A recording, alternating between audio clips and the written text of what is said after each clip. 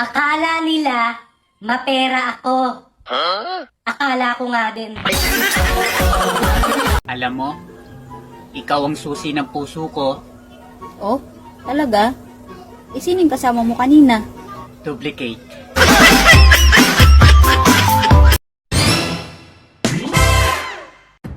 Sa buhay, kailangan magsikap at magpursige.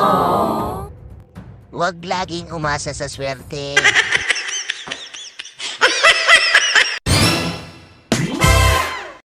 Pumunta ako sa bahay ng manghuhula. Tapos kumatok ako. Tanong niya, sino yan? Muwi na lang ako.